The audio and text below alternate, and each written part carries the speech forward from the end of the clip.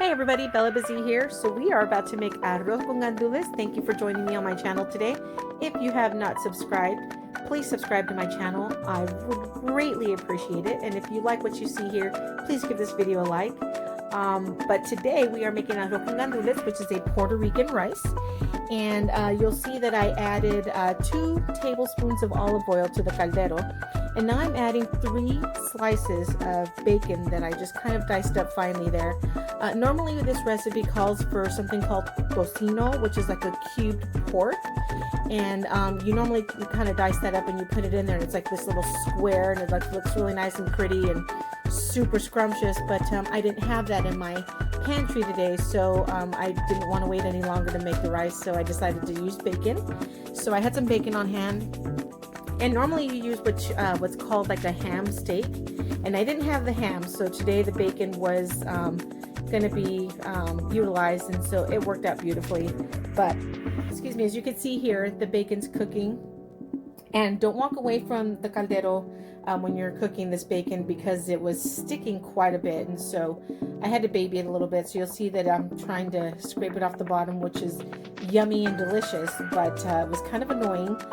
So try not to do that. So if you can get the ham steak, use the ham steak and the tocino, which is the cubed pork. But if you don't have it, bacon works great. Just make sure that you baby it. So you'll see that I'm scraping away, and it's cooking pretty good. And you want to cook this until it's cooked to until it's like crispy, and then you can start adding in your other ingredients. The thing I love about this recipe is this is something my mom actually showed me how to do, and I wanted to show my daughter how to do this. I wanted my husband to try kind of like our Puerto Rican food, because he hasn't really had authentic Puerto Rican food, and my daughter asked me to teach her how to make this. And so this video is for you, princess, or dedicated to you as well, so that way you can learn how to make Puerto Rican rice or arroz con gandules. So as you can see, the bacon is getting a little crispy, and it's like a soft crispy. It's just, kind of browning on the outside. And now I'm adding 2 tablespoons of garlic paste. If you have fresh garlic or, a garlic press, go ahead and squeeze your garlic into there. I just had garlic paste. Again, I didn't have fresh garlic on hand to kind of dice up, but this works beautifully as an alternative. I did have my 3 tablespoons of sofrito. So I had that frozen, so I did have that on hand, and right now my kitchen is smelling amazing. So again, just whatever you have that can be used as an alternative that has basically the same flavors, you can make it your own, and there's no real specific way to make arroz con gandules. As long as you make it with the right flavors, you might omit 1 or 2 things and it's still going to taste amazing, as you see. Like I said, I wish you could be in the kitchen right now, because at this point the house is starting to reek of nothing but yummy goodness. And when you're Boricua, when you're Puerto Rican, and you have those flavors just kind of, in the air, and just kind of, there's something warming about that. You just think of family, you think of the holidays, it's so festive, it's fun, there's pride. I mean, all these things go into play when you make your native food. So here I'm adding to my sofrito, to my olive oil, to my bacon. I'm adding 2 packets of Sazon Goya. To me, this is like I put that on everything. And here I'm adding half of a cup of tomato sauce. And then I'll go ahead and give that a mix there. And I think I'm, and just all right now as I'm just loving what I'm doing.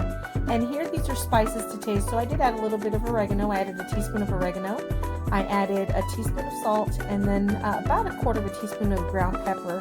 Again, these, specific herbs and, flavors can be added to how you like, however if you don't like too salty. Some people like really salty, savory. Some people don't. So, always add a little bit, because remember, it's always easier to, add little by little, but you can't take out if you kind of overdo it on the salt. So be very careful. But I did, again, use only just a teaspoon and 2 packets of sazon. And then later, after the rice starts to cook, then I will go ahead and dive in and taste it, just to see if it needs a little bit more salt. Here I'm adding 2 cups of long grain rice, white rice, and I'm going to go ahead and give that a stir, so that way it can just cook a little bit with the seasonings and the sauce and all the the spices and the sofrito and the sazon. I mean, I'm just waiting for this to hurry up and cook. But I wanted to get the rice a little soft before it actually before I add the water to it. But at this point, I'm just thinking again, just thinking back to my native land, how this rice is going to be amazing. And I haven't made it in a while, and I was just thinking about how my husband's really going to love this, because he's come to love some of the recipes that I've made so far for that have like a Puerto Rican flair on it. So this is really my take on arroz con gandules. You can make this yourself. You can make it your way. There's no rules. As long as you have the foundational, ingredients, then you'll be fine. And you'll see that I'm continuing to stir here because you don't want the rice to stick to the bottom of your caldero. And yeah, the color's beautiful. It's like this nice bright orange, just exactly the way it should be. And you'll see here now that I'm adding the whole can of Goya gandules. I added the water as well because there's a lot of flavor in the water, and it also accounts for about a half of the cup of liquid that you're going to add to cook the rice. So again, just giving it a stir here. Sorry, my hands are all up in the way. The camera, the way I positioned it, it's kind of awkward, but you'll see what I mean. Is it's a lot of stirring, but it's so much fun to do when you enjoy cooking, your native or your ethnic food. And then I will be adding about 4 cups of hot water. Keep in mind, for every cup of rice that you make, you want to have 2 cups of water to compensate for the cooking time.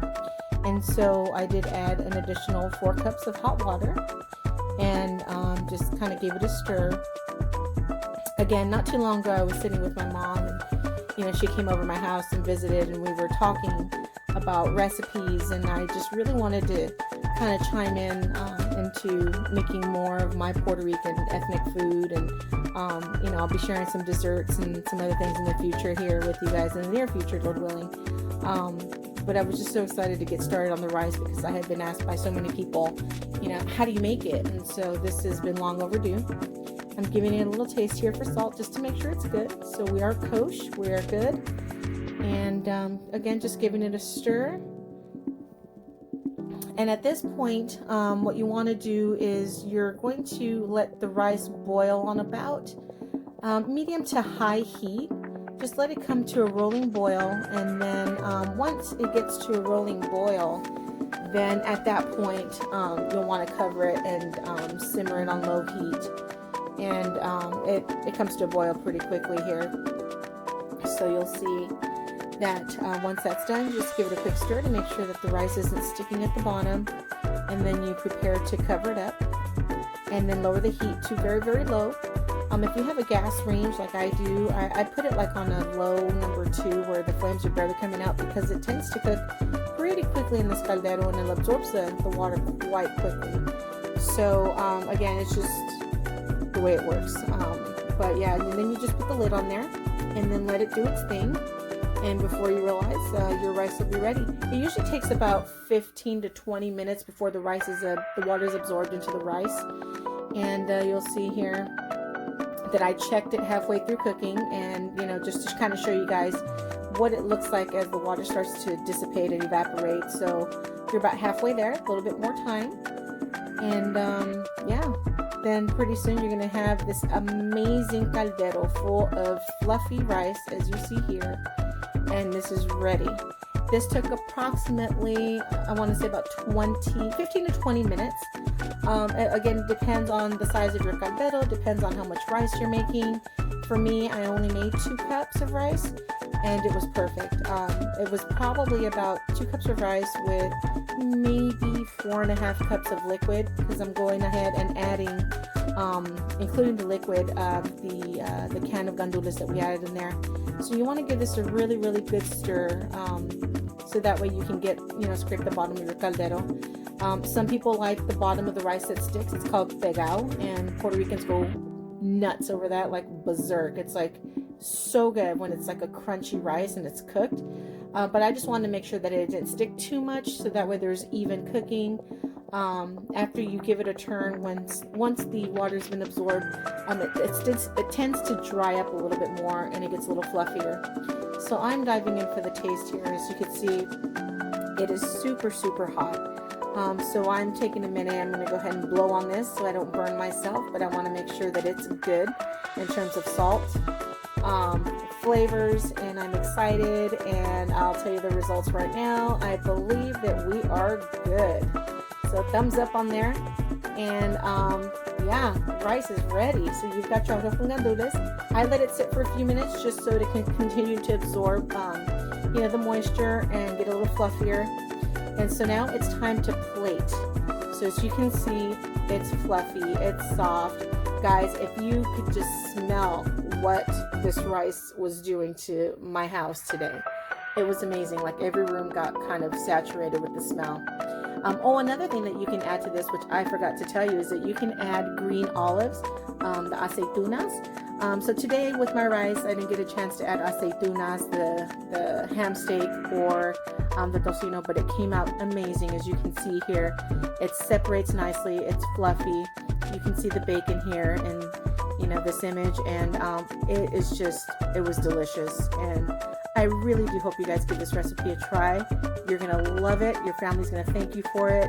Enjoy, and let me know how you like it. Thanks.